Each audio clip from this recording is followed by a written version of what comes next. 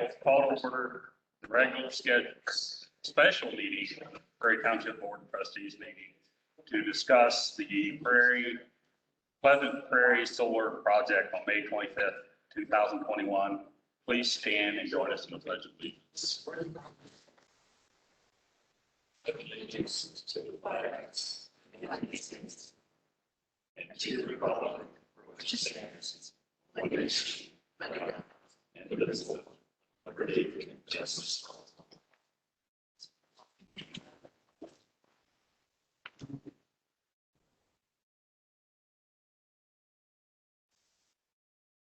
So Rob, if you want to go over the meeting guidelines.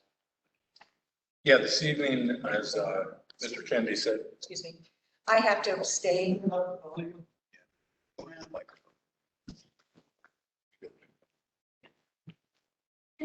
Hi, I'm Kathy Schmalzer. I live on Murnian Road. I'm one of your trustees. I have to abstain for this evening. It's conflict of interest.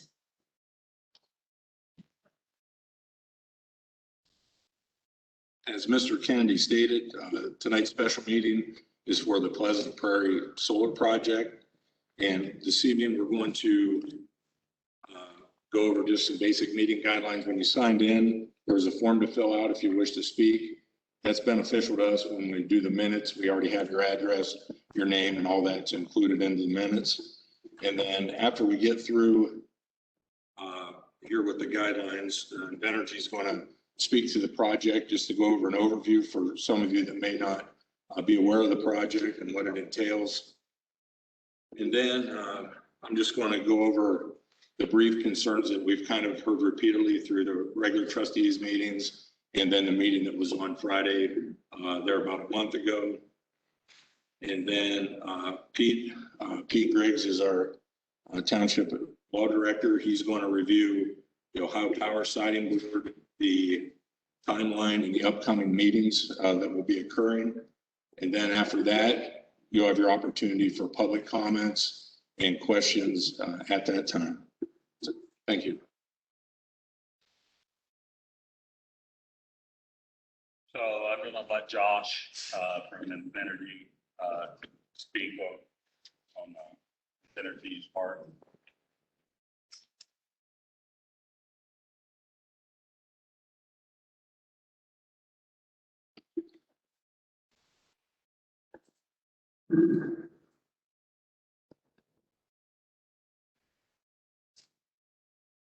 Thank you. My name is Josh Reha, the lead developer for Invenergy and the Pleasant Prairie Solar Farm project. Since 2019, by studying local transmission infrastructure and landowner participation, desired participation for a solar farm project, Invenergy started to work towards developing a solar farm project here in the area that would be ecologically and economically beneficial for the area.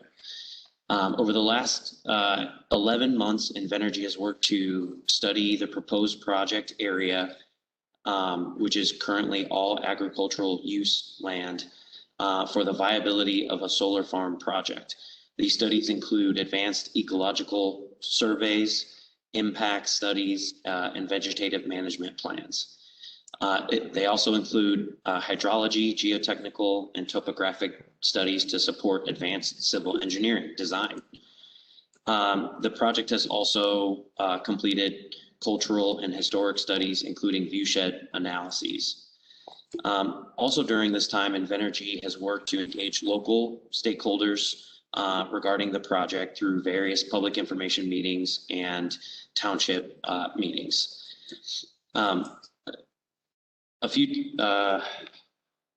To clarify from the last township meeting that I was in attendance for, I just wanted to speak to some elements of the project that were brought up during that time. The neighbor agreements that Invenergy is open to coordinating with local folks do have a reimbursement component to them, where we would reimburse the landowner for their attorneys. For an attorney of their choosing to work on the agreement with Invenergy for those landowners' best interests. The agreement is long-term and will be recorded. Regarding the OPSB process is a public process, and the OPSB does have subject matter experts on staff to review applications such as this Pleasant Prairie Solar Farm project. For concerns regarding screening and fencing that we've heard over the past 11 months, we have incorporated the use of deer fencing around our panel array areas in lieu of chain link fencing. And we've also increased setbacks along the Mernan and Coolwine Road corridors. With regard to stormwater, Invenergy has had numerous meetings with the county soil and stormwater administrator, and we have committed to replacing 100-year-old drainage infrastructure that is within the project area currently that would benefit the project area and also the surrounding area with regard to that new drainage infrastructure. We also will be hiring a third-party state licensed civil engineer that will be liable for the civil design of the project. With regards to concerns regarding electromagnetic frequency, Invenergy has also committed to using panels that do not have any hazardous chemicals or substances that passed the EPA's TCLIP test, which is a measure of such hazardous chemicals leaching into the ground. And we make sure that all of our panels pass that test and do not have any hazardous chemicals. And with EMF specifically, we also have numerous studies and reports from other various projects that show the EMF from such solar farm projects are similar to that of residential distribution electric systems, home appliances, and things of that nature that are common throughout society. Those are just some of the items that I was hoping to speak to with regard to some of the topics that were brought up during the last meeting. I look forward to continuing to try and work with adjacent landowners and the township trustees regarding design components of the project and how we might make the project a success for this area. Thank you.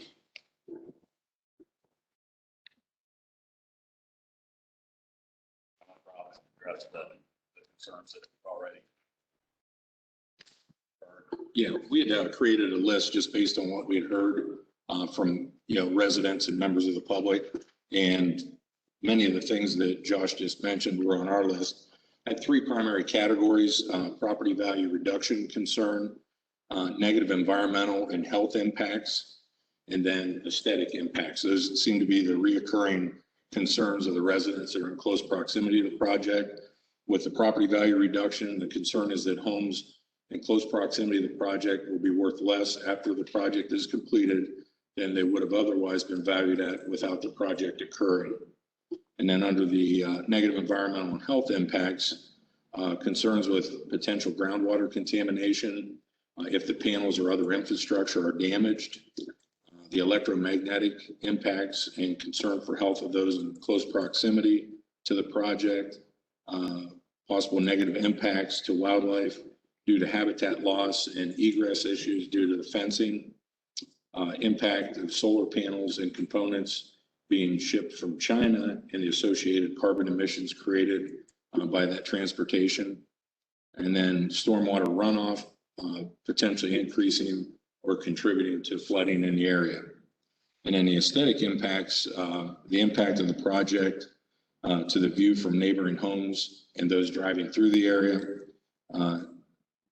the noise during the construction phase of the project if it's approved, and then the required fencing, which is also mentioned with the wildlife, and then the plantings in the buffer area. So those are the things that have kind of been reoccurring from all the meetings, from the emails. So that's the list that we have composed that we want to make sure are addressed as this goes through the process. Pete?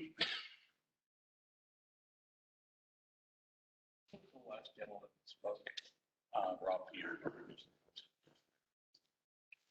All right, my name is Pete Griggs. I'm the Township Law Director, and I just kind of wanted to go over with everybody kind of where we're at in terms of the overall process, some deadlines and some timelines coming up.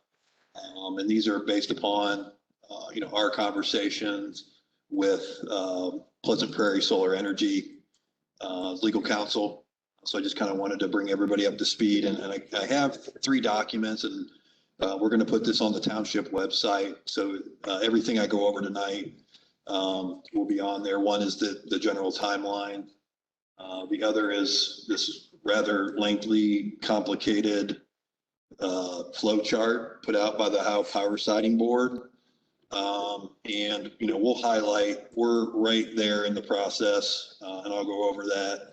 And, this is kind of the decision part. So as you can see, we're about halfway, a little more than halfway through the process. But all this will be put on the township website that you'll be able to access. So I think, as everybody knows, the township has formally intervened in the application at the Ohio Power Siting Board. And what that enables the township to do is to raise any concerns that they may have on the project. And I think, the township, as you can tell, has been gathering a list, working with the company. And then also, that's the purpose of tonight's meeting, is to kind of go hear additional concerns and develop that list. So June 25th is the deadline for any interested party to intervene in the Ohio Power Siting Board proceedings. We've already done it, so we're good to go. We have standing to raise any concerns that are brought forth. Around July 2nd, the Ohio Power Siting Board staff will more than likely issue their report based upon the documents that have been filed by Pleasant Prairie Solar. And this will include a list of conditions that, and I'm going to call them PPS, that's the energy company, that PPS are required to comply with. After that, sometime later that week or the following week, PPS will prepare it's called stipulations. It's really like a settlement agreement. It's basically how they're going to address those conditions that are listed in the staff report. And then they basically send that out to the township or anybody else who has intervened in the action for us as a township to review, to see if we agree with the list of concerns that were raised by the Power Siting Board, whether we feel that PPS has responded appropriately. So we would have an opportunity to propose revisions, edits back to PPS. So the actual hearing that's held by the Ohio Power Siting Board is actually in 2 parts. Part 1 is going to be on July 19th at 6 p.m. And that's what they call the local hearing. That's going to be held virtually. And we have all the information on how you register and everything, and that's going to be put up on the website. And it's actually presided over an administrative law judge.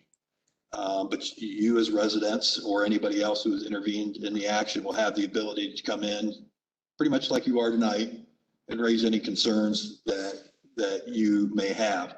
Now, your testimony is going to be limited to 5 minutes. So I would simply ask that you be prepared, be succinct, and you're going to have that opportunity on July 19th virtually to raise any concerns that you may have. So that's the first part of the hearing. The second part of the hearing will be August 16th at 10 a.m. Again, as of right now, it's going to be virtually.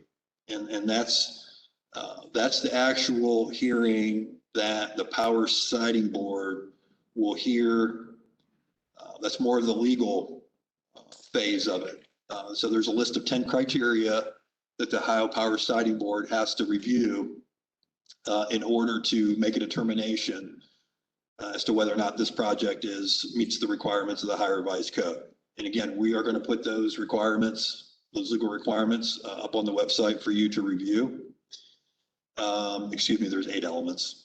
But in between July 19th, the local hearing, and August 16th, which is the evidentiary hearing in front of the Power Siting Board, there's going to be a couple of opportunities for the township as an intervener to continue to work with PPS to try to reach a settlement. If there's additional issues that are raised, we can continue to work with them to try to make it a better project. So we're going to have that opportunity as well in between there. So after August 16th, at some time after that, the Ohio Power and Siting Board will render a decision, either to approve the application or to deny it. And that's based upon the 8 criteria in the statute. As of right now, Pleasant Township, Prairie Township, and the Board of Park Commissioners of Columbus and Franklin County Metro Parks are the parties that have actually intervened in the action.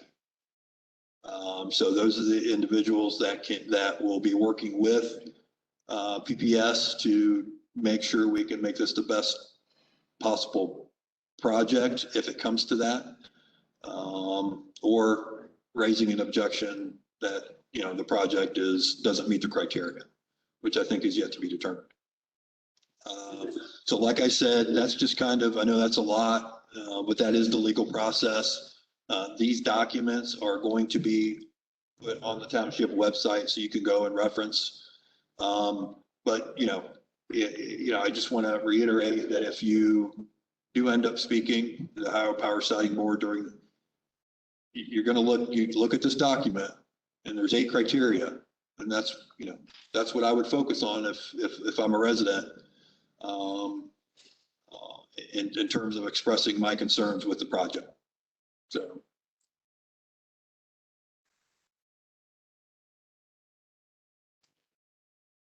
We have 6 that are requested to speak. So If anyone has a form to speak, I'll walk around and down the center aisle here, you can just pass it down to President.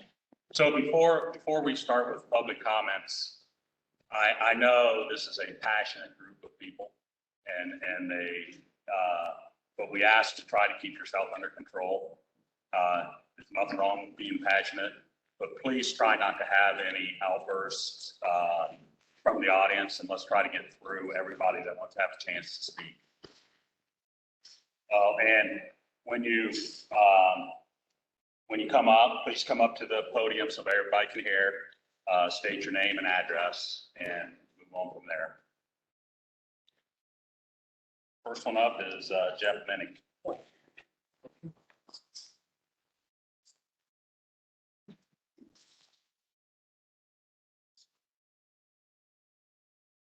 Hi, my name's Jeff Minnick. I'm at 700 Mernan. I've been there for, closer to this thing. Sorry. Better? There you go. All right. My name's Jeff Minnick. I'm at 700 Mernan. I've been there for about 30 years.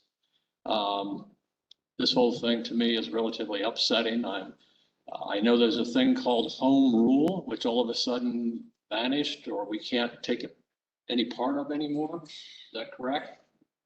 It's a state project that's controlled by the state of Ohio.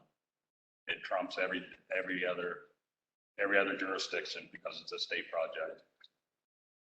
Doesn't seem quite fair. One of the things I'm majorly concerned in, if this project does happen to go forward, is water quality.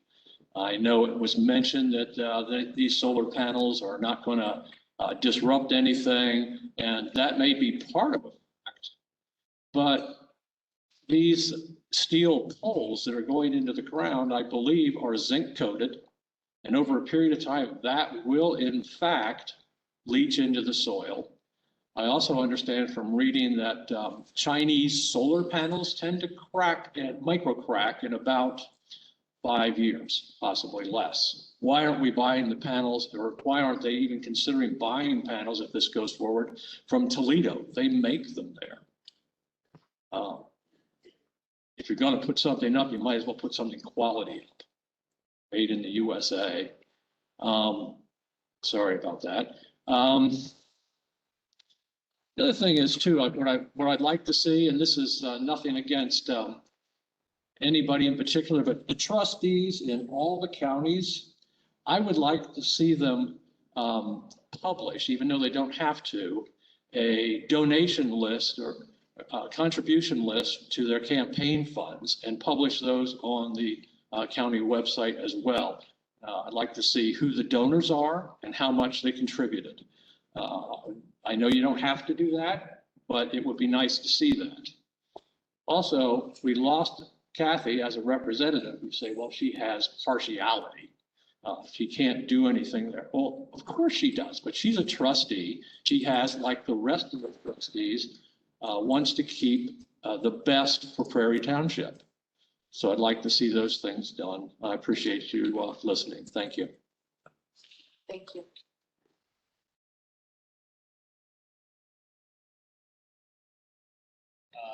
Looks like Michael Hurd.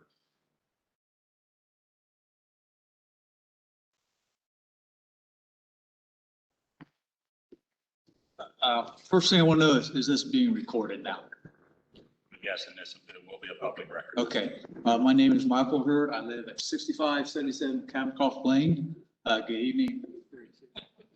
Good evening, Prairie Township trustees. You are the stewards of this lane. All right. You are responsible to keep this lane in the utmost beauty that it is right now.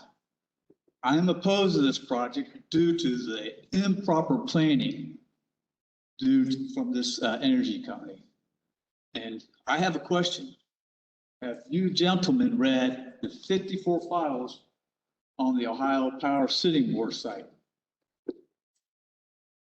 Have I? That's a question to the, that's the question to the trustees. Yes. I have one yes and one, I take it that's a no. You read most of them. All right. The largest landowner in this township is Metro Park site. They own the most land. They have submitted a memo of support to this board. On that, there is a list of concerns they have. I assume my township trustees have read it. Now, also on that site is the Prairie Township trustees memo of support. Guess what? There is not one thing that concerns them. Not one. The park's got several pages. Our trustees, the stewards of the land in this township, have nothing to say. I don't know. That's part of the process of this meeting, so we could get your input. I'm sorry. All right. Why did the parks put some concerns on it? Was it a rubber stamped document filed by the attorneys for the energy company that you all signed? I don't know. All right. My next concern is, since you read it, is the certificate of insurance. And of course, you know, it expires very soon. But one thing a trustee should do is put on there something to protect the trustees and the people of Prairie Township. Oh, by the way, here it is, and there's nothing on here for the people or the township trustees. They could require Pleasant Prairie Solar Energy Group to put that on there.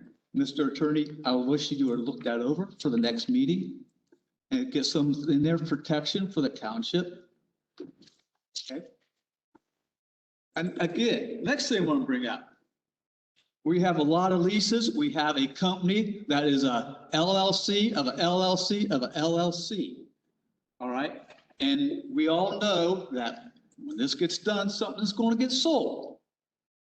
The attorneys for the new company are going to say, I don't interpret that agreement that way. I'm proposing that our township trustees require a lease bond for this property, for this project. to make sure that their concerns get done. The township concerns gets done. So they just said, well, we're concerned about the storm runoff. Get it on paper. Get it on paper. Get a lease bond. Attorney, could you please look that up for the township trustees and advise them to protect the people of Prairie Township? Protect the land. Protect our best resource we have in this township is the Metro Park system. It is the best. And do we want to destroy it for a quick buck? And again, the firm of, I gotta get their names, I never remember what it is, Pleasant Prairie Solar Energy is promising a lot of things, ladies and gentlemen. But as you know, if we go down Broad Street to a great big building and it's a casino, and boy, did we get promised a lot of revenue and tax for the people. And what did it do? It fell short. And I'm going to guarantee you that this company will sell us short. Will sell us short, and if we do not have the leadership at the township to protect it. To protect our property after they're gone and things are not working, they're stuck with it. The farmer's stuck with the panels, and our leadership failed us. Our leadership is failing us right now. That's my 2 cents worth. Thank you.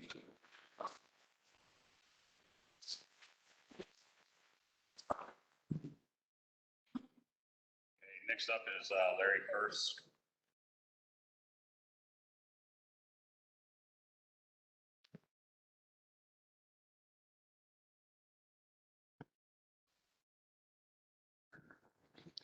Good evening. My name is Larry Chris. I live at 635 Murnan Road.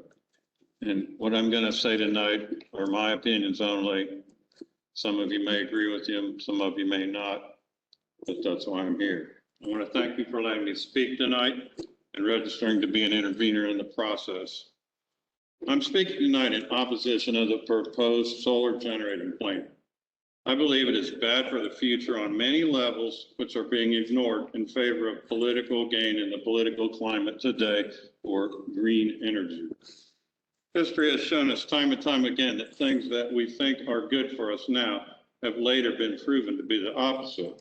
Like somebody had mercurochrome slapped on them when they were kids, and now it's the project sounds good on paper, and everything always sounds good on paper. However, in 30 to 40 years, when the operating efficiency has dwindled and it needs to be decommissioned, no one is going to want to do it because it becomes hazardous waste. The cost of recycling these panels in the future is going to cost much more than the manufacturing and operation of them, thus making them a negative investment for our future. Eventually, our children and the residents of this township are going to have to deal with this reality. And more than likely, their tax dollars will be required to clean up the mess, much like the Superfund sites we're dealing with all over today. In fact, I believe this project would not even be being considered if it wasn't for our federal tax dollars funding it now. It's a bad investment all around, not to mention the decrease in our property values for us that live right next to the project. I believe the best option for solar would be to incorporate it into many small areas, such as rooftops of new buildings, abandoned shopping malls, industrial sites, and areas already zoned commercial, where it would not cripple acres and acres of productive farmland and eventually turn them into an abandoned brown site, useless for future development. Not to mention all the loss of jobs that are going to come from the people that work on the farms, the people that supply the equipment to the farms, the people that put the seeds in the farms, and the sales that we get from the farms, from the crops. Additionally, after speaking with the electrical engineer at the last Invenergy little open house, like he said, panels are going to be made in China, thus bypassing the U.S. manufacturers for profit. To manufacture electronic devices FCC type acceptance must be obtained before sales in the US can be made. And it's a well-known fact to those in the business that many electronic devices manufactured in China often fail to meet the specifications for radio frequency spurious emissions. This causes all kind of interference with communication methods like cell phones and radios and televisions and things. And many times, once they receive the certificate from the FCC to manufacture it, the Chinese government, who funds all their manufacturing, usually takes the cheap way out and uses substandard products, and nobody ever checks it after they get that certificate. And you're stuck with it. As a home rule township, we should be upset that our input is minimized for such a project. Our voices should not be overruled by appointed officials who do not report to the people. I'm asking the Prairie Township trustees to take the following stances to protect the residents who are affected by the project. I think you should advocate that the proposed solar panels be at least 1,000 feet from any property line directly adjacent to the project where people are residents. You need to advocate for a start time and a stop time frame and the maximum noise decibel during construction. The pounding in of these pylons is going to be intolerable. It's going to be bang, bang, bang forever. It's going to drive people crazy. Need to advocate for a comprehensive fire plan that needs to coordinate with our fire department in case that things catch on fire. I mean, it has happened in the past. And the drainage plan. I haven't read the newest drainage plan, but the last drainage plan I read said they're going to replace the tiles that were broken. Now, I don't know how they're going to tell what gets broken when you're pounding in a big steel rod with a machine that's going to go through a 100-year-old clay tile. Nobody out there knows where the tiles are now. People have been looking for them ever since I moved in 10 years ago. So they need to have an approved drainage plan that's approved by the Franklin County Drainage Engineer's Office, because the plan now that I read it, I think it's woefully inadequate and detrimental to the quality of life for homeowners in the area. You need to advocate for the testing of homeowners' drinking wells periodically to make sure there are no carcinogenic subjects that have leached off the panels for whatever reason. Everything that I have read says that there's carcinogenic materials in solar panels. I don't know what you guys are planning on using in them, but I haven't found anything in my research that says a solar panel can be made with non-carcinogenic materials, and they all leak with rainwater over time. And they're going to enter the aquifer that our well water comes from, and then we're going to drink it, and little kids are going to get sick because we're all going to be gone by the 40-year time when this project is gone. We need to look for the future for our kids. Need to advocate for a uniform, aesthetically pleasing vegetating screening between the project and the homeowner's properties. Right now, this homeowner agreement that they keep passing around, they ask everybody what they want, and everybody has a different idea of what they want. You can't have a 3-foot fence here and a 6-foot fence in the neighbor's yard and a 10-foot fence in the next yard. It's got to be something that's nice and something that everybody can live with. You just can't do the divide and conquer method by talking to every person individually. It's got to be a group. And then you need to make sure that there are money set aside for the proper decommissioning of this plant after it's closed. And you need to take into account inflation over time. What's worth $100,000 now might be worth $1 million in 40 years at the rate of inflation. And last, advocate that if radio frequency spurious emissions occur, they'll be repaired and eliminated in a timely manner. This is a big deal. I know from my hobby, if you buy some LED lights from China and turn them on, you can't hear anything. All you hear is with the emissions, but you buy something that's well made in the United States and you won't hear that. This thing's going to be as big as a small town or village. We should be very concerned as to what it will be after its usefulness is over. I thank you for your efforts.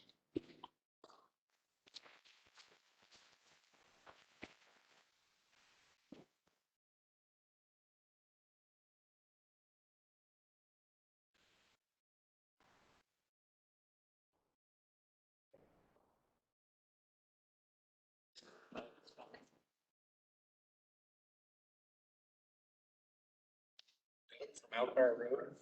Yeah. Last name's Butler. I know I had a stroke. I don't like to go with the right hand, All so. right, thank you.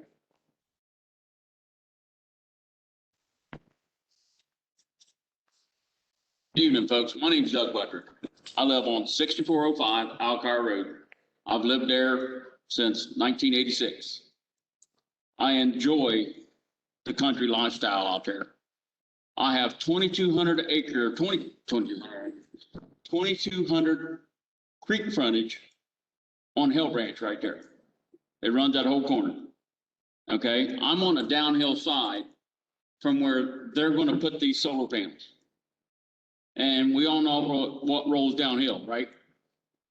So I don't want to see this anywhere. I don't want to get up in the morning and look out over the backfield to where this place is going to be about 2 fence rows over from where my property is.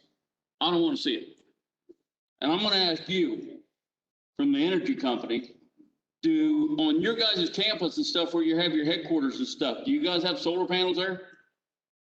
Do you have solar panels on the building or anything, or do you have them in your backyard to get up and look at every day? Okay, so if it's not good for you, but it's good for us. Okay, that don't get it. And just like they've talked about these zinc poles and stuff that's going to be put in the ground, how many commercials are we going to have to watch on TV that says if you lived in Prairie Township in 2021 to 2041, you might be entitled to substantial compensation because of the poison they stuck in the ground? So as far as I'm concerned, you can take your ship from China and turn it around and send it back. We do not need this in Prairie Township. And you want to say it's a Prairie Township, Pleasant Township project. To me, it looks like Prairie Township is bearing the brunt of this. Okay? And just like the one gentleman brought up about the pounding of the post into the ground, I will be listening to that constantly while they're putting that stupid thing in. I don't want to hear that. I want to be able to watch deer walk across the back of my property. I want to be able to go to the creek and catch rock bass out of there, creek chubs and everything else that my son catches and they go fishing with. We rabbit hunt, we deer hunt out there and stuff. They start doing that, we ain't going to see no more wildlife. It's going to be gone. And then right now I can get up and on the fence rows, I can look out over the fence rows and I can see trees. When they put these solar panels in, they are going to cut every tree down that might put a speck of shade on their precious panel. So leave the trees, get rid of the panels. Thanks. John Harrison.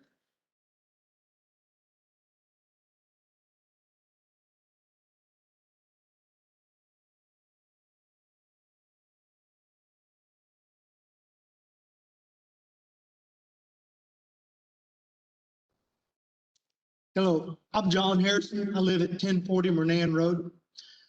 First of all, I'd like to say thank you, Mr. Chairman, for allowing us to speak here. Those who have spoke before me, I like your testimonies. You know, it comes from the heart, and I hope what I have to say has come from the heart as well. I could go on, but some of the things I'm trying to talk about is concern is the flooding. Those of you who live on Mernan and Coolwine, we've had pre-existing flooding for well over 30 years. And it's been a fight and struggle with the county to try to resolve that issues. And we hear the same old why they can't approach it. This project, I strongly fear, will bring more flooding to us. And I say this because of some of the things I've investigated.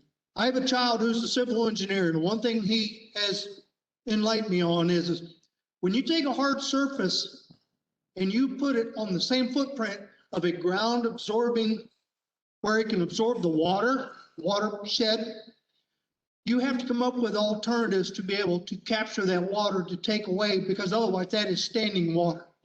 Well, with 2,500 acres of panels going in, that's 2,500 acres of hard surface. So that's additional water that's not going to be absorbed into the ground that it normally would be now on top of the current flooding we already have. I know we're hearing that they're going to do their best to replace any tiles that are broken. Again, the question was brought, how are you going to know that you broke a tile? Okay, second of all is what are you going to, with anticipation, knowing that your panels will create additional flooding to help alleviate that water so it does not impact negatively on us homeowners? Okay, I'm also seeing, which I don't know how many of you have seen it on our No Present Prairie site of the Hardin County project. It's up and running. And there are pictures of that site underwater. My understanding is that site, before the panels ever went in, was not a floodplain area. Guess what it's considered now? It's a standing water flooded area. So if we are in that type of a situation now, long before, well before this project comes in, imagine how much water shed we're going to have to deal with even more. Yes, and the standing water, because you have 3 ways to get rid of the water. That is an appropriate system that will evacuate the water or wait on sunshine and wind. That doesn't work. It takes too long. I know as a homeowner, along with the other homeowners, we've been trying to combat this as well as we can. You know, I see them start to begin a project at the north end of Murnane Road, and that's great. Then we found out the Foley project was at the most southern end, was taken away from us because of the solar project coming in. We were told they were going to discuss this with the solar company. There's been reach out to the solar company that, hey, what are you guys going to handle this? You know what their response was? We don't know anything about it, and we're not engineers. We don't feel it's our responsibility to have to deal with it. So here we are, back to the same old problems. What if they want to assure us that there's no flooding? Fine. Provide us with a bond against flooding that takes care of that. Home values. Again, they tell us our home values will not decrease. They don't know that, but you can almost anticipate it will. When you have a beautiful country vista around here, and now you're going to strip us of that, that's going to depreciate the values. There should be a bond that protects the home values as well. If they want us in so bad, then pony up the money to protect us, to give us these insurance policies. That's what I ask. I can think of some other things, but I know my time's about run out, so thank you for listening. And Michael,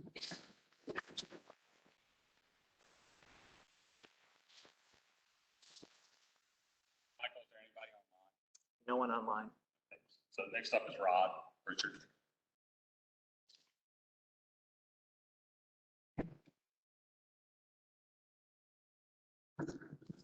I had previously prepared some written testimony, and I've provided that to the trustees.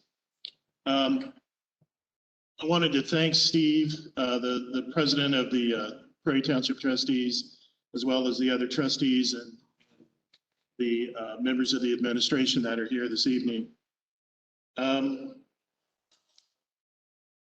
We know that in prior board meetings, you have approved the intervenor status. And I understand that you have expressed concerns in the past about remaining neutral on this project while you continue to try to understand it and decide which direction we wanted to go.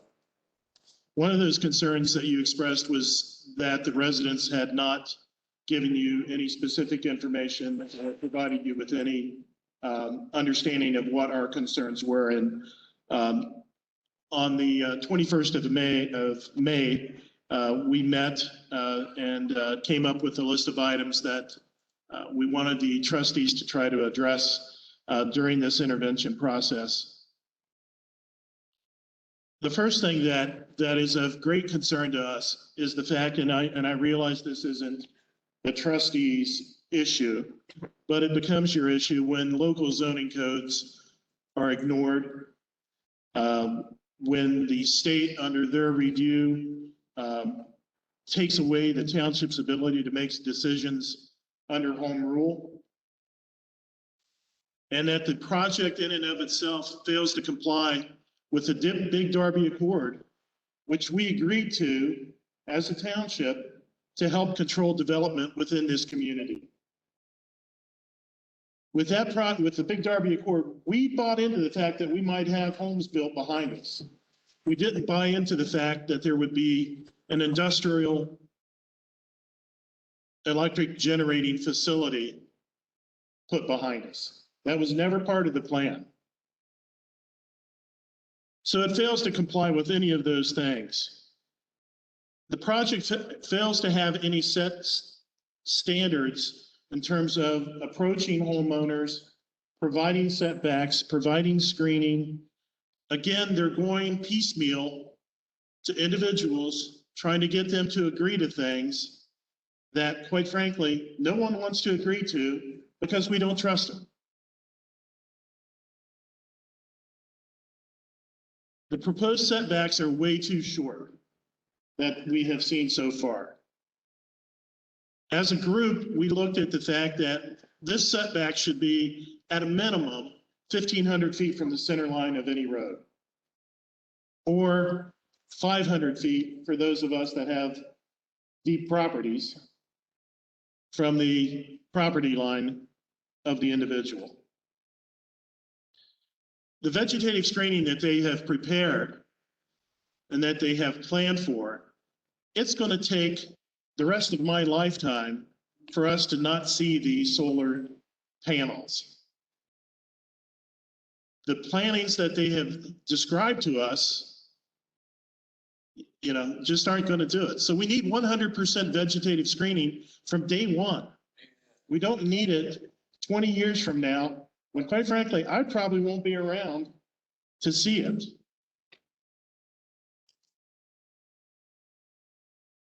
The views of the solar panels spoil the visual and aesthetic enjoyment of the residents within sight of the project. We all know that. That's going to happen. The unsightly fences also spoil the view of the residents. Another great concern is the use of herbicide applications that contaminate individual water wells. And again, the township should be requiring that if this project were to proceed, that all those wells be tested within the project area, and that there should be constant monitoring on those wells. And again, bonding should be required in the event that there is contamination.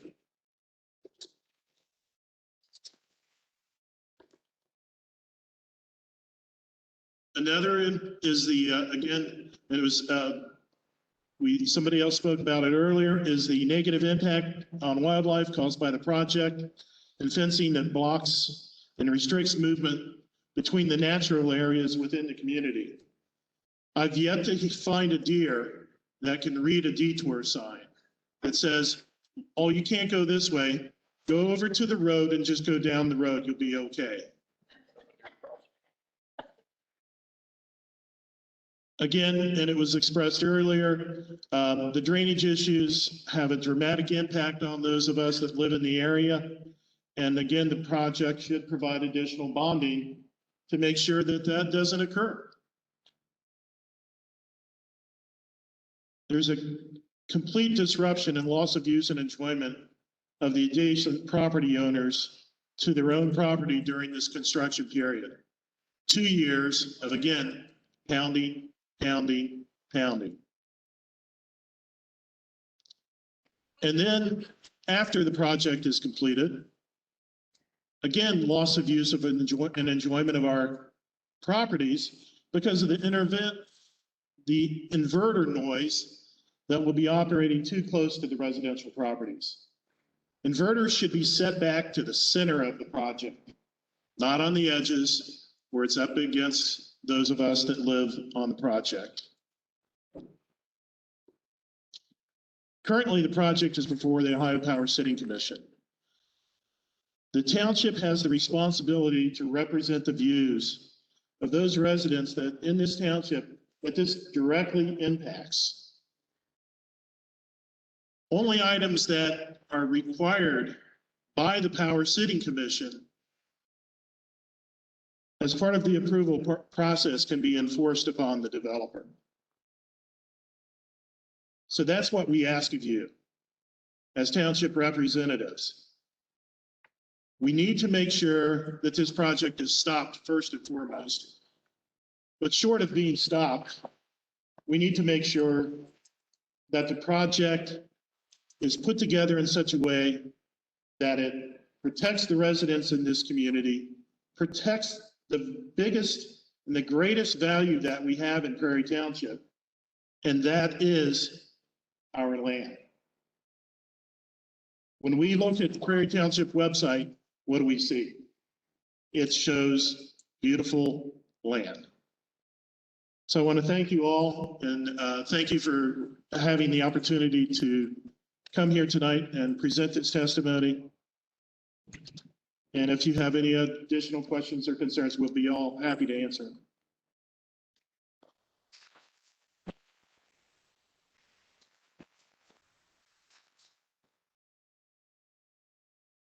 Next up is Scott Newberry.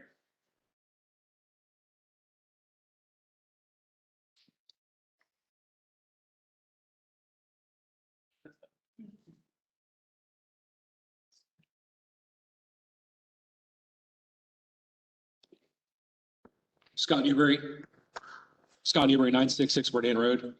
A lot of really good points so far already made this evening. Kind of want to enhance a little bit on some of them. One thing is keep liking to say that this is a state project, that there's a dramatic need for the project. That's one of the things society would like to say. There's an imminent need for the solar and the power generation. The Foley Ditch project is a county level project that's been on the back burner, waiting for funding. And that is a Department of Health level issue. We're all on well and septic. And anytime you've got a massive flooding event, that's going to affect people's abilities to have basic services. So I would like, if Invenergy is going to move forward with the project, to not just try not to disturb the land any further or try to play the ball as it lies, but actually respect that project and the necessity of it for the residents, a lot of which are here, in their basic ability to live in the home. There's a reason why we've been communicating with the county for 2 decades essentially about this project before I even moved in. It's because the county has drainage that drains many, many acres of field that comes to a funnel point, goes under the road, goes into 4 residents' front yards, and then goes back under the road again out into the field. It was a silly set system. Admit it, they followed the old field tile when they converted the road from a gravel road and when they first took over the road from being a farm road. And it's been on the to-do list, and it's very, very important. So again, if they could please work that in and not just kind of let the field go as it is, that would be appreciated. One of the issues that I feel like a lot of people have had with Invenergy thus far is a lack of trust. And the trust comes from, the lack of trust comes from the basic operation with certain things. So for example, you can't really be asked to sign a contract if you don't understand the terms of the contract. You can't be asked to do something if you don't understand fully what you're being asked to do. And so when an Invenergy representative comes to your door and says, hey, we've got this solar project coming up. Well, okay, didn't know anything about that. What's that going to entail? Oh, you know, we're going to put panels in. It's really great for the environment. Here's this good neighbor agreement. We'll do anything that you want as far as screening. Just sign here. And don't worry, we're not going to come on your property.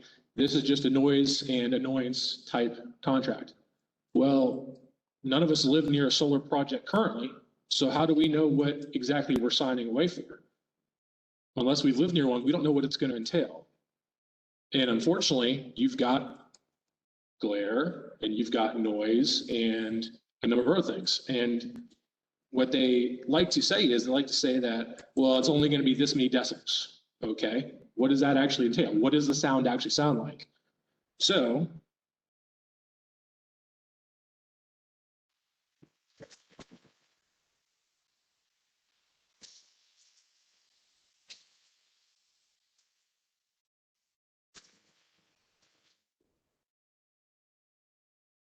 I asked about this exact process during Invenergy Open House. I asked about construction noise mitigation, which is commonplace anytime you're dealing with anything inside the city limits. I was told that, don't worry, it's a small portable unit that is designed specifically for working in these fields for constructing these solar projects. That's an actual YouTube video. It's actually an advertisement video from one of these companies. Now, I just played that through a little speaker. It was loud enough for everyone in the back could hear. They're expecting construction noise to reach 87 decibels for the homeowners. It's a 2-year build out. So for 2 years, 9 to 5 or whatever hours are finally decided upon, all day long. And it's not like it's an isolated pocket. We're talking about open fields where sound travels, 2,500 acres, and they can speak to how many pilings they're going to have to drive. 2 years. That's a pretty significant inconvenience, not only for the directly adjacent landowners, but literally everyone that's anywhere near the project. And they have not shown any desire to even try to mitigate that. Then we come to the other question mark that, again, no one knows because we don't live near a solar farm, pardon the term. Give me just a second here.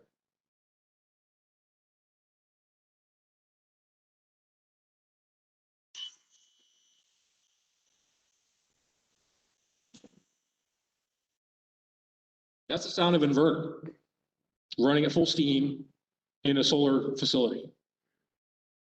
Now, we'll hear it again. Now they say that in theory, we should be talking no more than 50 decibels of that at the homeowner in theory, but that's not 50 decibels of Bach or Beethoven or even rustling leaves.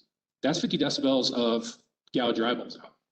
So again, this goes back to, if we're projects can go forward, 100% vegetative screening would help with that noise travel. Some mounding would probably help with that. And also really pulling these inverters away from anywhere where there's a resident, even if they're not directly adjacent. And then to circle back, the lovely term, again, they didn't play these files for the homeowners. They asked them to sign a contract, and they said, in some instances, and again, anecdotally, so total hearsay, but this is what someone told me. They were told, you need to sign this now because it's your best chance to get some money. Not any talk about the long-term ramifications of what they would actually be signing. Similar issue, again, lack of trust. During the open house, we were all shown a map showing 100% vegetative screening and discussing they had multiple levels in the original documentation, level 1, level 2, level 3. My recollection was that level 3 was recommended by their surveyors for residential areas.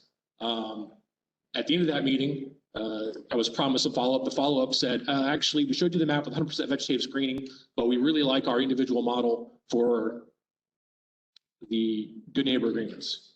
No one that I've talked to that has received a good neighbor agreement was told that, okay, here's this contract. By the way, we're going to start off with 100% vegetative screening that we pick. If you want something different or more, that's what this contract is for. No one I've spoken to was explained in those terms that process or that promise.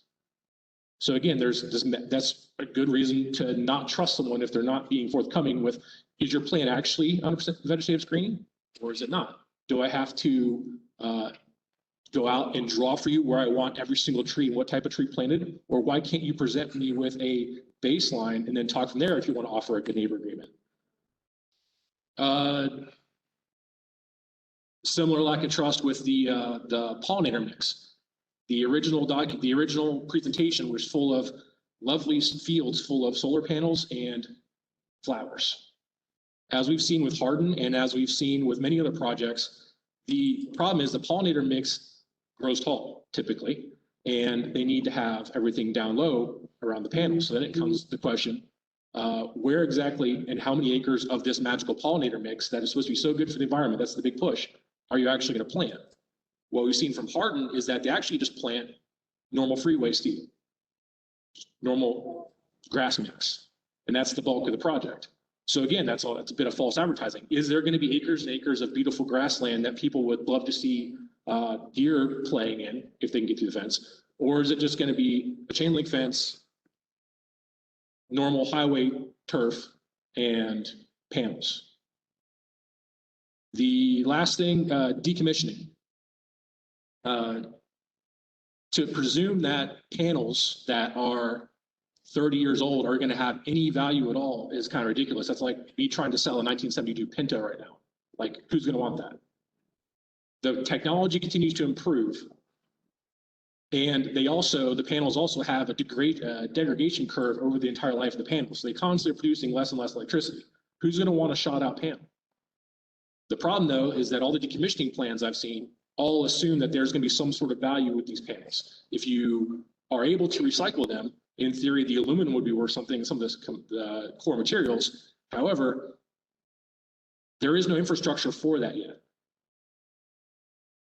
And you can't speculate on a value that far in the future on any commodity, let alone whether or not there'll be an infrastructure set up that will even accept those panels and try to recycle them.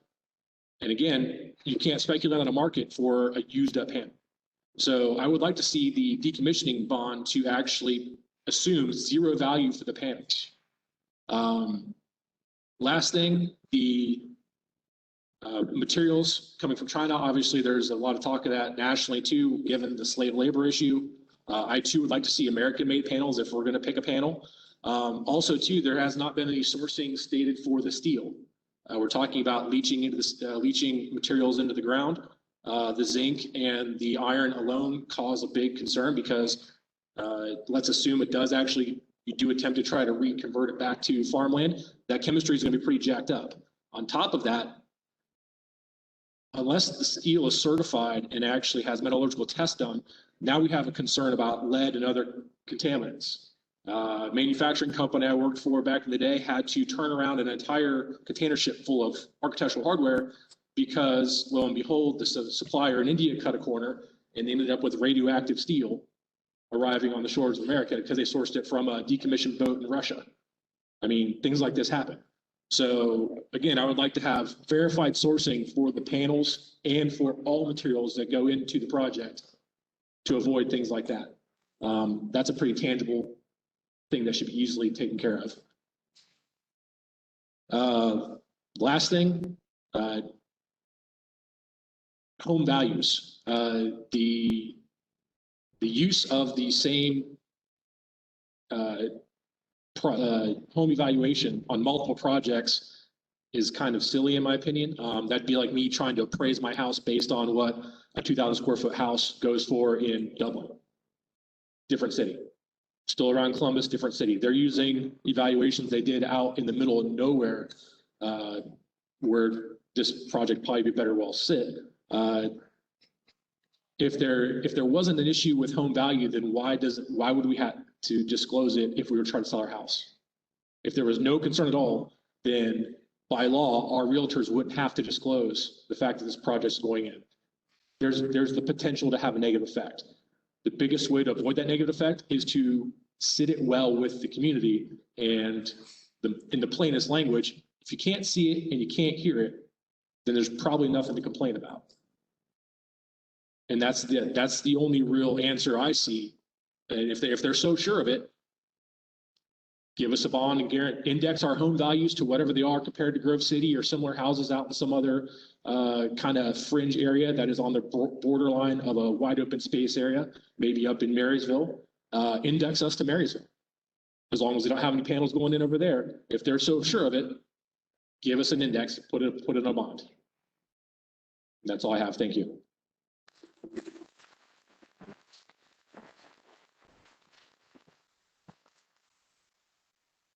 Michael Cozy.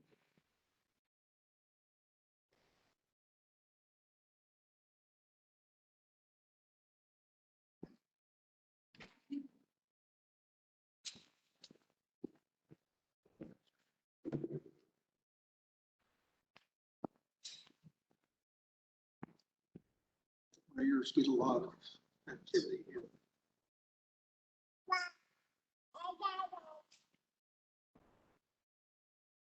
A lot of good speakers out there. Thank you. Hold the mic down. Trustees, neighbors, good evening. My name's Mike Koenig. I live at 7525 Colewine Road. I'm not much of a speaker, so I'm going to be reading a lot. Tonight, I'm going to talk about the impact of the proposed Pleasant Prairie Township, Pleasant Prairie Solar Industrial Size Generating Facility on the community with respect to property values and inaccuracies in the Invenergy property value study itself. Invenergy has submitted a property value study that appears to have little basis relative to the existing properties around our Pleasant Prairie project. The solar projects used in the study do not compare in size to Pleasant Prairie. Solar facilities referenced in the study range in size from 12 acres to 230 acres. That in no way compares to what's being proposed as an 1,800 acre Pleasant Prairie solar. Oh, it's not coming through, sorry. Additionally, the study compares properties that seem too distant from their respective solar facility for good comparison of those properties.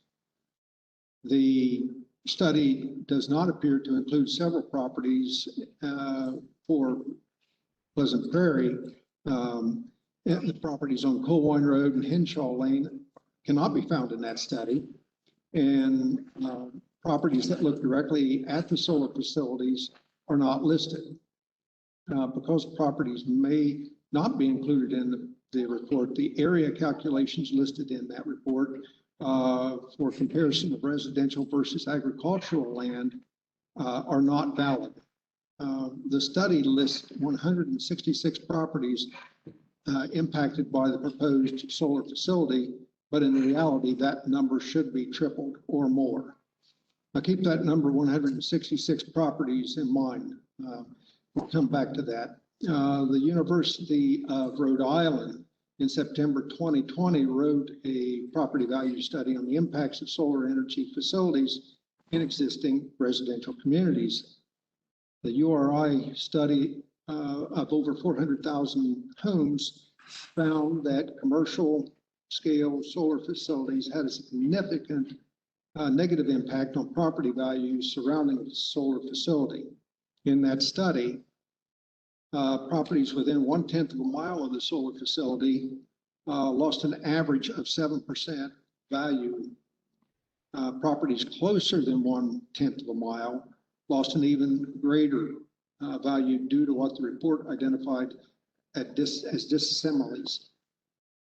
Well, common sense tells a person that if a home buyer has a choice between buying a home next to a farm or a similar house next to a commercial scale solar energy facility, that buyer would likely want to pay a lot less for the home next to a field full of ugly 15-foot tall solar panels.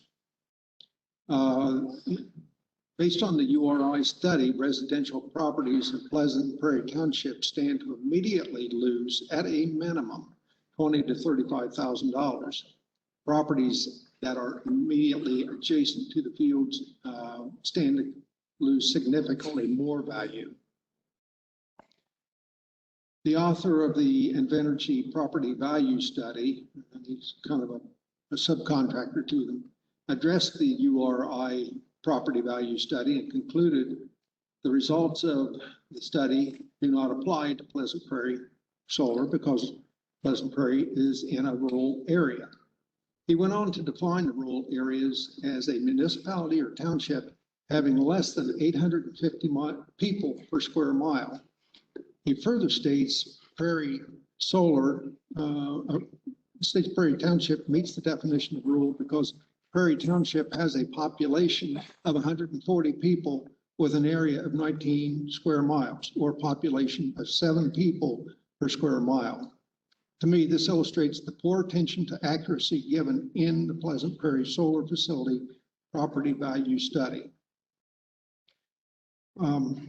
Other concerns I want to talk about in Prairie Township. I asked the Prairie Township trustees to join efforts with the Columbus and Franklin County Park District in protecting the Darby Creek Park.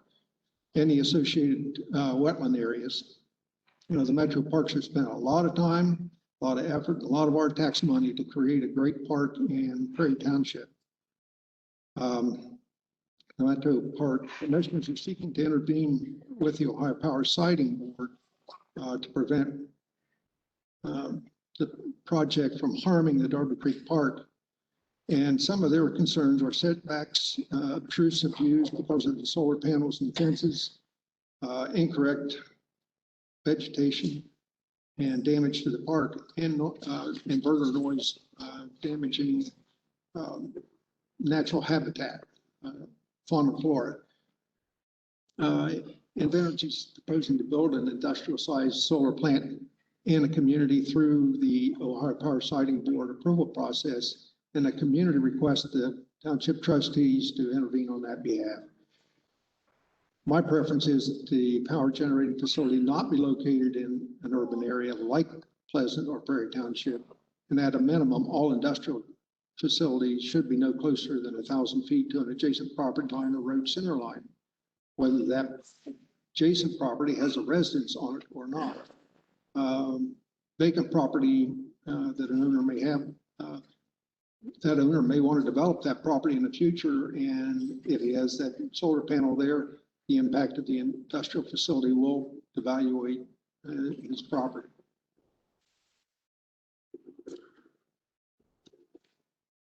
Thank you. Give the board a copy of this last page.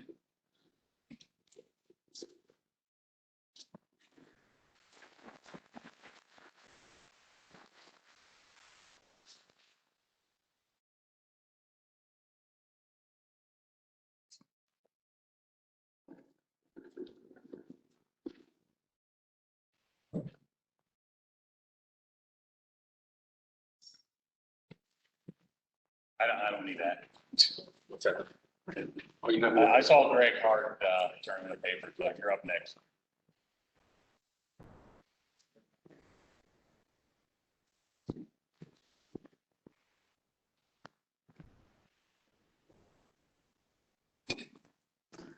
My name's Greg Hart. First of all, Doug, Steve, thank you, what you do, Kathy.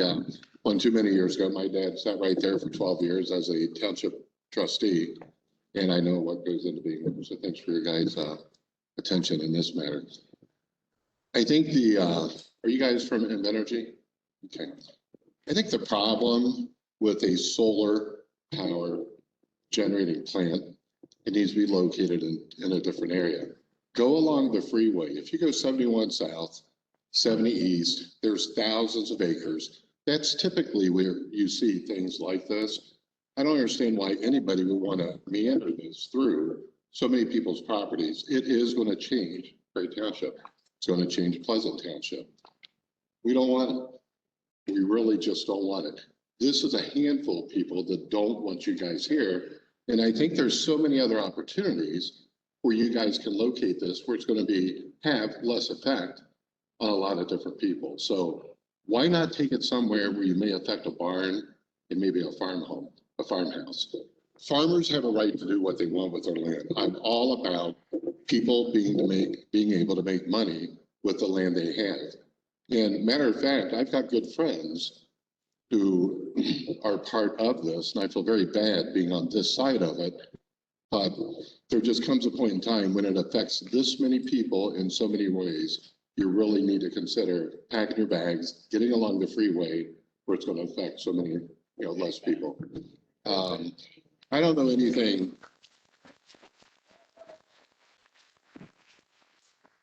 Our family, we've been in real estate forever. And, as far as, is it going to affect property value? Nobody knows, especially in this market, probably not. Okay. But this market's going to turn back to a normal market. And someday, if I have a buyer who wants to purchase a property where this is in their backyard and 5 miles away, there's a competing property, they're probably going to buy the other property. I read the report from the guy several states away. It's bogus. It makes no sense. And that's something we should not rely on. The tiering that you're doing as far as the landscaping around it, it's terrible. it's gonna look like a prison, guys. We're gonna have 6-foot tall chain link fence with a tree here, a tree there. We just really, we don't want it. Go somewhere else. I think you invest your money in a better area where it's gonna be less negative and it's gonna impact these guys here who are my neighbors. Just take it somewhere else. We don't want you here. Thank you guys for your support. I'm ignorant when it comes to solar power energy, other than what I've read, like what's happened in Germany. Everybody thinks it works. I don't think it generates the power that's really worth the effects that it's gonna have. I think new technology is gonna come out down the road. What do you do in 5 years if there's a better idea than solar power? I have a lot of concerns about it. I just don't think it belongs out by the Darby Creek. Okay, that area, we've got a majestic, gold mine out there. I think we've been blessed with it. I think very few of the residences really know what's going on with this power plant. And I think when it happens, I think if the metro parks don't come out hard against it, and if our representatives don't come out against it, I don't know how they're going to fund the metro parks. I don't think people's going to vote for their levies. So reconsider it. We'd rather you be somewhere else. I'll help you drill some pilings underground if you go somewhere else. I'll volunteer my time. It's just not to be here. Take it somewhere else. Thank you.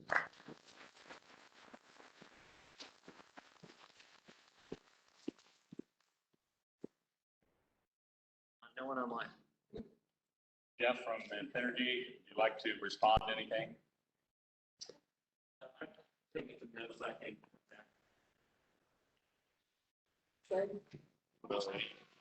Oaks, and he wants to address them at a later time. That's what I thought I heard. Your questions and answers? Hang on. If anybody has written testimony that they read tonight, if you could leave a copy with me, I would really appreciate it. Okay? A number of people asked me earlier about the testimony. Should that be held to Rob, or is there actually testimony? Because I can't make you sign these. Comes to Rob. If you don't have it tonight, email it to Rob. Those that you put on the website. We could do that. Yeah. I mean, it is all public record. So, Put it out there. We're gonna take the video from this meeting and post it on the siding board site or turn it in. I don't know if they post videos or not. So at least they'll have video of what, thoughts of our residents tonight. but I would just like if you do have written testimony, I mean, I've taken good notes, but it will help me go back and developing the list if you're willing to leave it tonight or email around. And this, just like any other trustee meeting, on our website, we have agenda and minutes. All the WebEx recordings are available on the website. Any meeting, that since we have the technology available, prior to this technology, it was an audio recording, but now we put the full WebEx file up on the website. Then the written minutes after. Okay, we'll open it up to questions. You guys talk about intervention. Like you guys can sign papers for intervention. You go to the parks. Can our group sign one? Every person, anybody. Every person, you hear that? You can sign an intervention that you don't want this. That's what.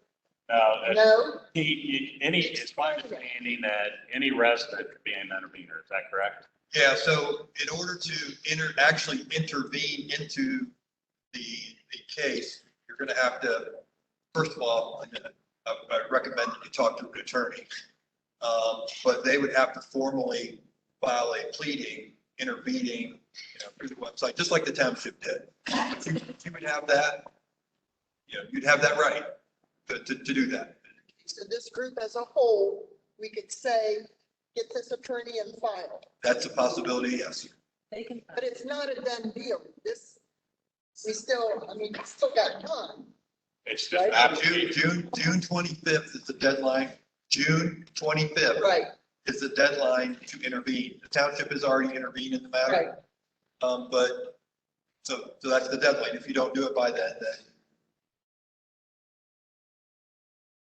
Let's say our wells do get fouled. Is it on me now to re-drill or try to bring in water? Or is there? I do not have the answer to that. We're having trouble hearing up here. Let's say our wells do get fouled. Who's going to fix it? I'll pose that question to the two gentlemen over here. And who's to say the next well you drill for me any good? Exactly. We're going to the same source. That's right. Please take your mask off. We don't believe there's going to be any contamination in the groundwater. So put it in writing and there's a bond. You can put a bond to protect all of us. Look, that our the water is found, but you guys pay to re-drill it. Yeah, we never thought 3 Mile Island happened either. Yeah. Again, I'm sure you gentlemen have families. Or the love canal. We just want to protect our families. Period. We want to protect our land too. Absolutely. But our families. Right.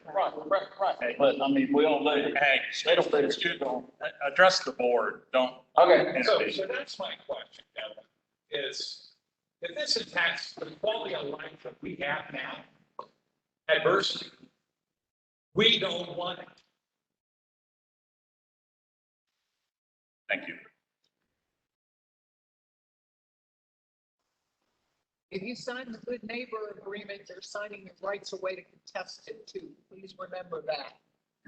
You may get $1,000, but if your well is contaminated for the rest of your life and you have to haul water in and stuff, how much is that going to cost you?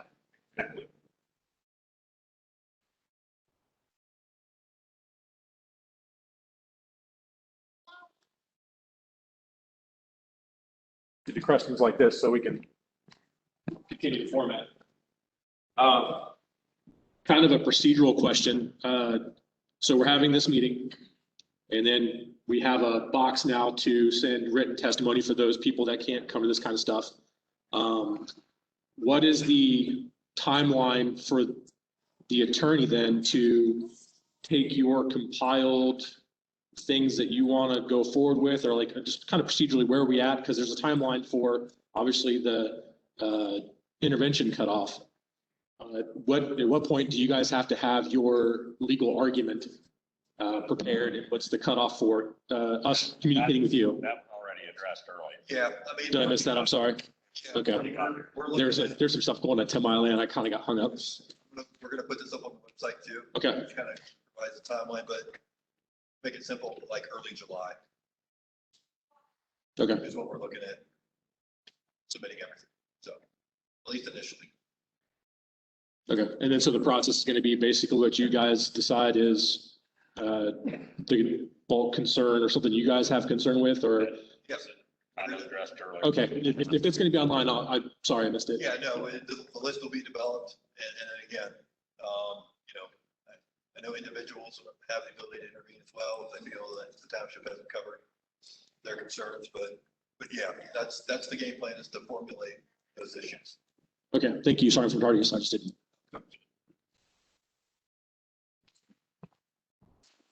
Any other questions?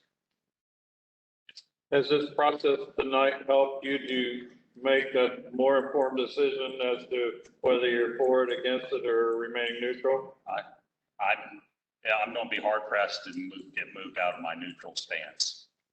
And for reasons I've already explained. Let's put it in your back here. Well, my stance is that I'm a property rights guy. And I have a really hard time telling one neighbor, expecting to tell another neighbor what he can and cannot legally do on his property. So I'm here tonight to support the best of my ability, everybody, and take their concerns to the best way that I feel is acceptable, and that is intervening in this case, to take the concerns in a way that I think we can make a difference. So are we getting rid of all the zoning now? I said, it's my property, I can do what I want. Is that what you're telling me? I'm telling you, you should be free to do whatever you legally or can do with your property. It's my stance, it's my stance. So just to answer that question, because I know it's been raised several times, townships, whether you're home rule or not, do not have the ability to regulate from a zoning perspective, public utilities. So, and that's what this is considered. And just because it, yes, it is. So just because it's, you know, the word public, I think is often misconstrued. But it's the same thing with wind farms. If they get to a certain size, the township's ability to regulate these type of utilities, it's removed from the township and it's given to the state. And, you know, I do a tremendous amount of work with the Howard Township Association and have seen this in other places as well. And it's one of the things that, you know, the Howard Township Association, which represents everybody, is concerned with, is looking at. I can tell you, I've personally had conversations with several state legislatures who are currently, I mean, I know there's some legislation pending. There are additional efforts to, by some legislatures, to give townships more authority to deal with this type of issue outside of the Ohio Power Siting Board. So, you know, I just want to make sure, you know, it's not fair to blame the trustees from a zoning perspective because they don't have that ability. It's just, that's the way the law is written. They didn't make the law. They would, even if they wanted to regulate it, they don't have that ability. Because the state General Assembly, the legislator down on High Street said, you can't, you don't have it. And I've seen it, and I've seen it in a lot of places. You know, a few years ago, it was the wind turbines, huge battles, particularly up in Morrow County. And townships were doing exactly what you're asking the board to do. And the General Assembly passed the law that says you can't do it. We're not going to let you guys regulate it. We're going to bring it to the Ohio Power Siting Board. And that's what they've done with solar farms as well. And now we're finally getting to the point where enough townships are raising concerns that some of the legislators at the General Assembly are starting to step in and take a look to see if there's anything they can do. So I just wanted to make sure that everybody understood that. And you know, I've been involved with OTA trying to craft a solution to give us a little more power. Now, obviously, the other side, the solar companies have their own lobby and their own efforts and money. And, you know, so it's that competing interest, but we are trying to find a solution.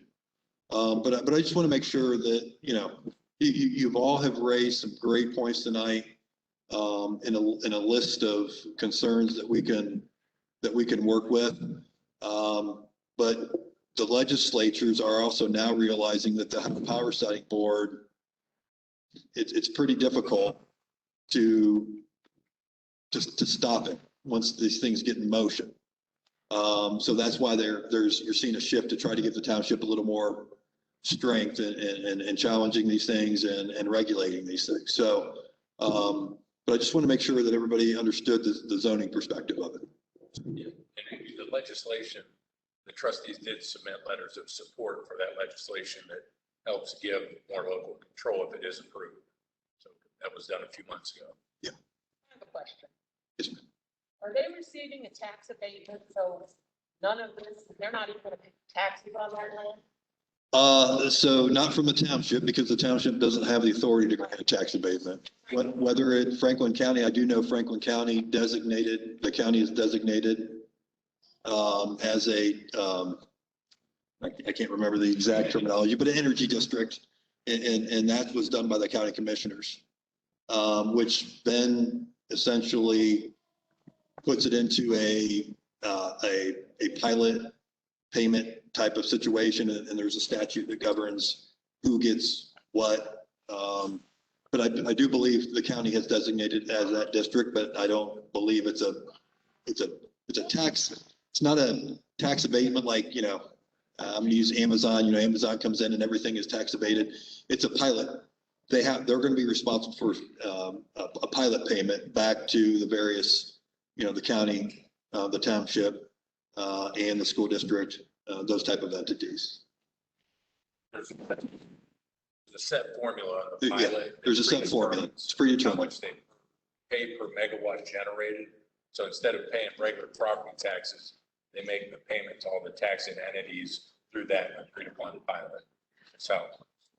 There's nice for them. Is that document public record?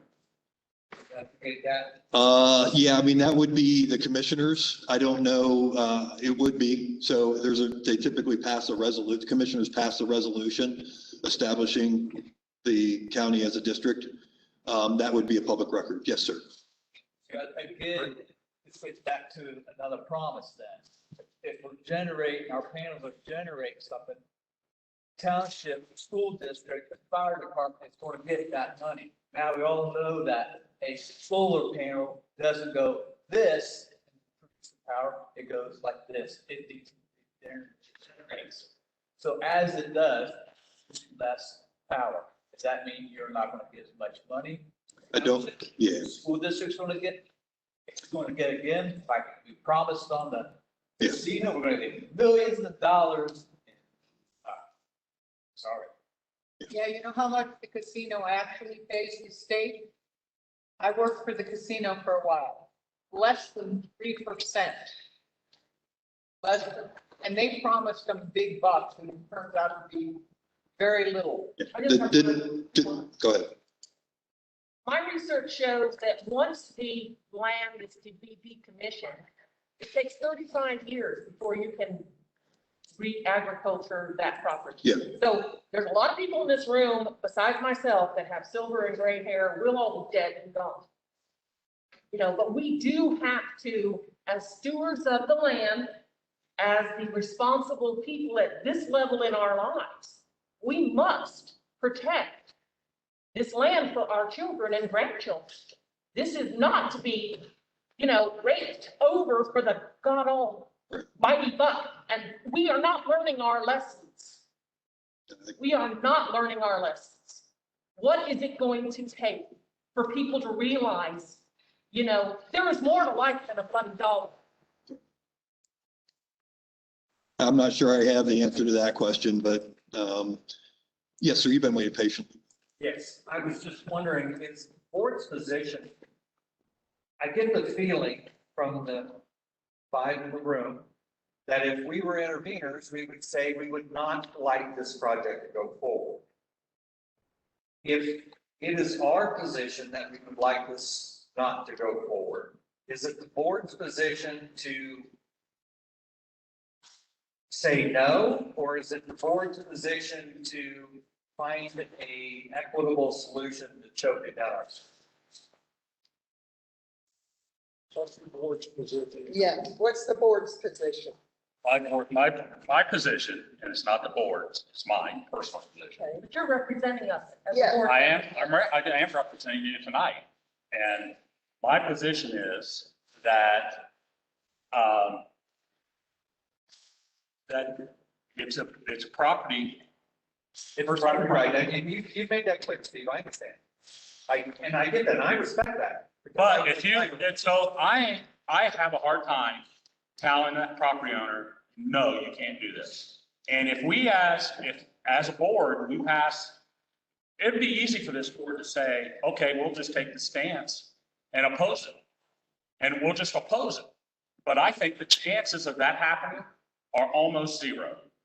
By the time. Change what happened? The board opposing it or? No, as far as the sitting board taking our recommendation of the Prairie Township Board of Trustees that we oppose this project and getting anything out of it.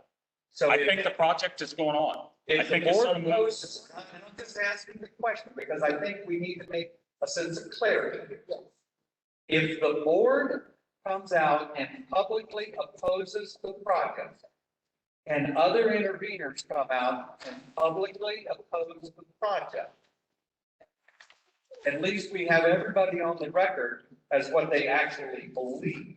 Well, I think that's one of the things that you're seeing now with the movement and this goes back to what I was trying to say, and I probably didn't do it in a very good way. What you're seeing in some of the movement with the legislation at the General Assembly is that people are saying no, but the Power Siting Board is still putting it through. November, all of their places will be safe. But we will have a 2,500 electric generating power plant beside us for the next 40 years. We're just saying we don't want it. That's all I'm saying. We just don't want it.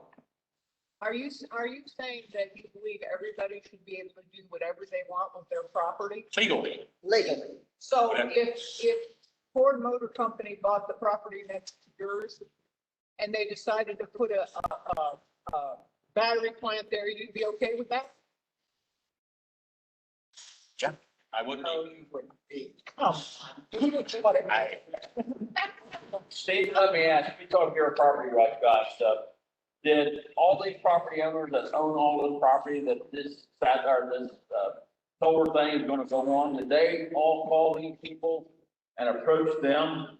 Or did they start from the state level, sweet talking them and took away Franklin County zoning rules and township zoning home rule and get it set up that way so you guys don't really have a say in it? He doesn't want to say in it. I mean, did all these property owners sign up for this? No. Oh. I don't know how much clearer that we can put it, that it's a state project that trumps all township zoning laws. Okay, so they went to the state, they talked to the state and decided and sweet talked them to put it out here. What they're doing right now is they presented an application to the state to try to get this project approved. Then take it back to Illinois, would you? How do we fight the state then? Can we fight the state? Well, so the law is written by the General Assembly. So the law says this is the process that any energy company could follow. That law has been existed. So what they're doing is filing an application with the Ohio Power Siting Board because the law permits them to do it. What the township is doing is trying to, they've intervened to listen to the concerns. And again, I'm going to go back to the point that what I'm hearing Steve say is that he thinks it's going to happen. And I don't think he's off, regardless of whether we oppose it or not. And I don't think he's far off. And the point I'm trying to make is that's why you've seen some legislatures at the state level are starting to have issues with the process, because even though local governments are opposing it, it's still the Ohio Power Siting Board, who has the authority, are still granting it. So they're looking at trying to rein in that power. And I think what Steve is trying to say is that rather than simply come out and oppose it and have it happen, he would rather see us try to get the best possible project for the residents, to be able to protect those interests. The best proper thing for it is to have a John Deere tractor on a planting corner soybean. Well, I understand that. I understand that. The guy in the back. Here's the other question for you. You're saying you don't want to you have to tell the landowner what they can and cannot do with their land. And I can agree with this. But when that landowner started to create nuisance for basic landowners, do you not, as a trustee, enforce nuisance violations? We do have the ability to enforce nuisances. So my question was. They have to. What part of this do you not see as being a nuisance now and in the future? I see every bit of this to all. It's got to make the definition of a nuisance by the Ohio, what's in the Ohio Revised Code. So if it doesn't meet that criteria, it's not a nuisance. So if this project happens and it becomes a nuisance, we prepare to fix it. That's my question. It's gonna have to make the definition of a nuisance by the Ohio Revised Code, and then I will not have a problem declaring it a nuisance. If you want, I mean, you guys want to look for a bad guy, and you think I'm the bad guy, I'm not the bad guy. I'm a guy that's representing the township to the best of my ability. And just because you guys have an opinion that you think this project is not right, and I agree with that. I don't think it's right for the area. I do not think it's right for the area. But I have a right to my opinion, which I feel I represent the majority of the residents in the township. And that's my opinion. I represent not only the people in this room, but the majority of the people in the township. And like it or not, the majority of the people in the township don't have an opinion one way or another. Because they're not involved. If you wanted to make me the fall guy, the bad guy, I got broad shoulders. Did you send out something and ask the opinion? Yes or It no? doesn't matter. At the end of the day, what will it matter? It's going to go to the Ohio Sitting Board. It doesn't matter if every single resident. You're representing us. I am. And we're paying you and we're paying that attorney, right?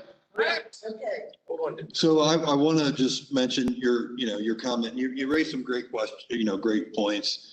And I think that's part of what we heard tonight in terms of a list of concerns that, what happens if it gets decommissioned or things start to fall apart. And I think those are the things that the township needs to make sure that we address as part of the list of conditions. Right. I mean, there's a whole laundry list of things that we heard today. I don't want to drink poisoned water or bathe in it. I know we have about 10 minutes left, but. So just real quick, I think that maybe some of the issues with the zoning thing kind of answered pretty easily. Signing board took over control, let's say, of this process. They didn't lay out, like you described, rules. It's about very code, as long as they code, then it can go through. But unlike the described zoning ordinance, like we have with many things, in this township, don't have that. So now every single thing has to stop for two things. So I guess the real question is, going with your sentiment of, hey, it's a legally viable project, it's good to go. Where do you sit on concessions? Is it a reasonable concession to ask for eventually a screening drawing? Because by law, it's not required. That's kind of the question we're driving. I think it's reasonable to ask for any concession that you can get at this time. I think the stuff that I've heard from Infinergy is that they're open to anything, but nobody's talking to them.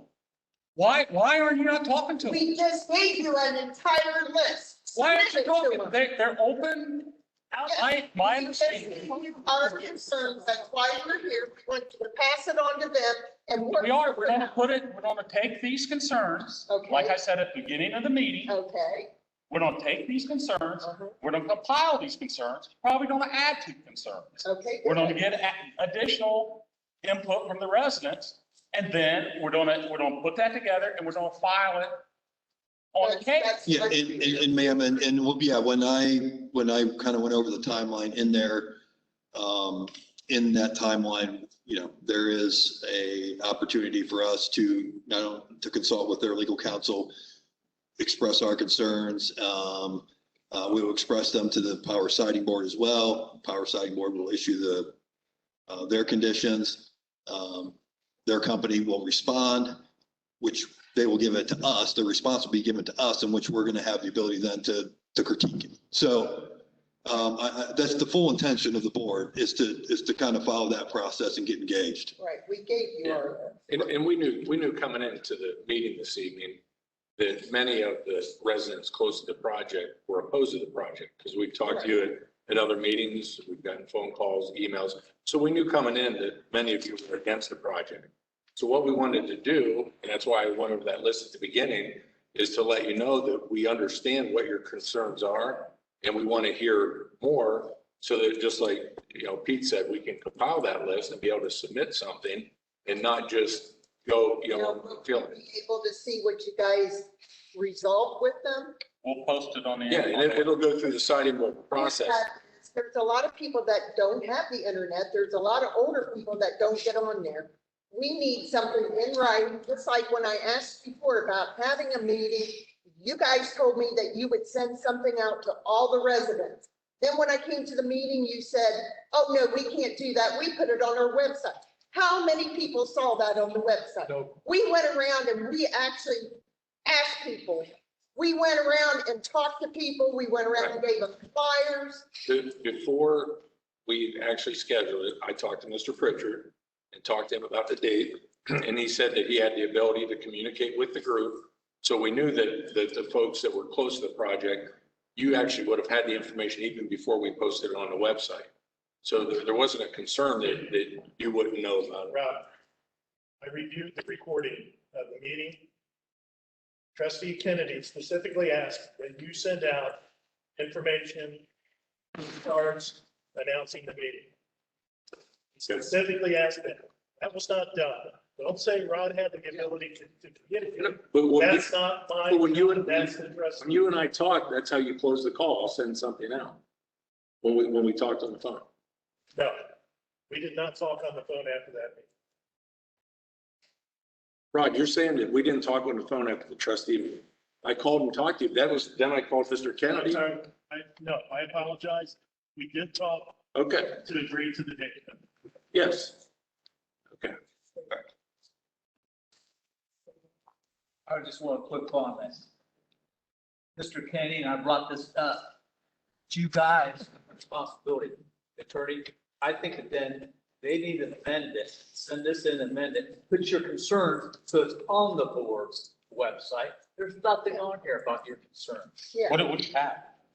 That's the resolution and, right. And, I'm sorry. and to assume that we don't have concerns or we're not going to do that, that's the whole reason for tonight's meeting. Already on the Power City board. Yes, that's what I'm saying. That is your Right. job. I'm saying revise this. That's, We don't add to it. we are going, that's the purpose of the meeting tonight. I don't know the procedure. That's the purpose of the meeting tonight. Get it so the board knows you have concerns. Right now, they're looking at that, go, you don't care. There's nothing on it. You're like Pleasant Township. I just rubber stamped this for Pleasant Township. Wait, you got time for two more questions. Go ahead.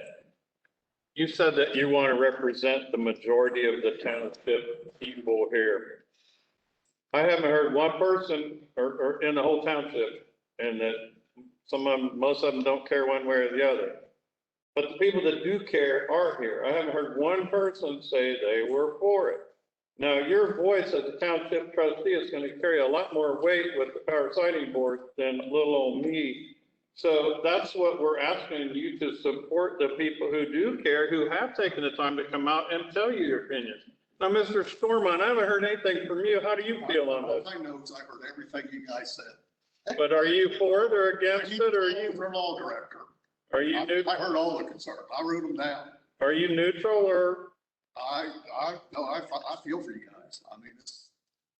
So you got one for and one against. Who's gonna break the tie? So, didn't you hear, personally, I know not everybody in this room. In fact, I actually see a person in this room that's for the project. I'm not gonna put him on I'm not gonna put him on the spot, but there is somebody here. There is somebody here tonight that is for the project. No, no, but I represent, I think I'm doing my job. My job, if you guys are all here, I understand you all want to stop the project if possible. I'm telling you that I think it's the township's best, in the best township residents, that if we can amend the project to make it the best project that has the least impact for as many residents as possible. And I think the way to do that is to be an intervener in the case, to be able to take all these concerns and compile them and work and post them on the board, and then get a dialogue with the company to come to agreement on these issues. I think that best represents everybody. The last question.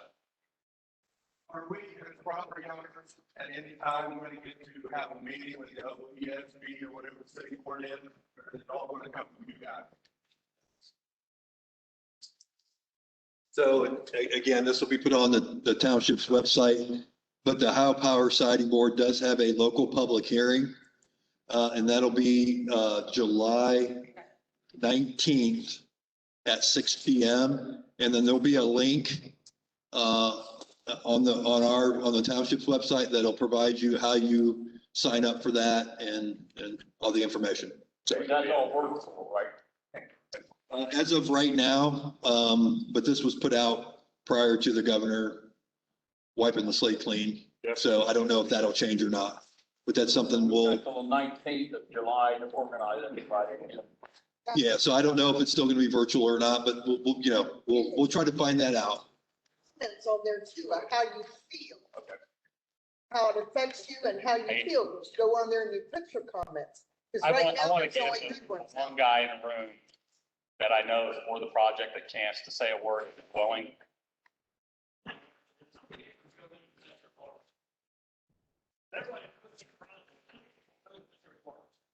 We all voted for it. We were paying for it. No. I don't.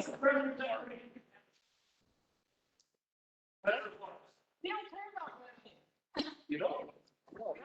Hey, well, wait a minute. So this.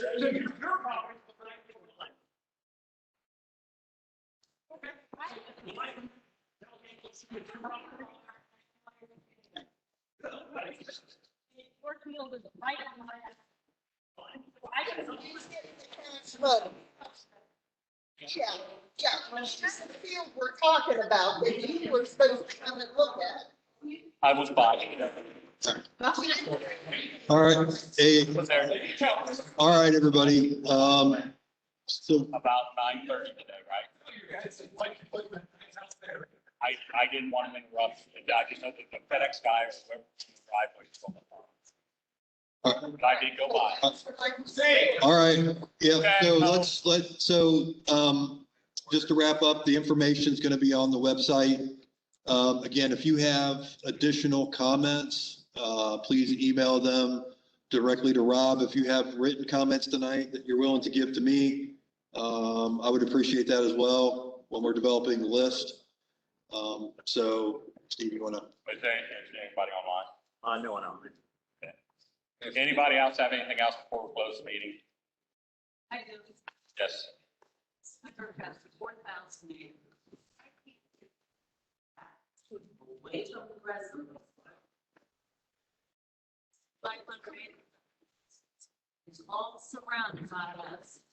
I can tell you something that far back. Away from the residents. That's one of the concerns that was addressed in here. So I'm gonna adjourn the meeting at 8 o'clock.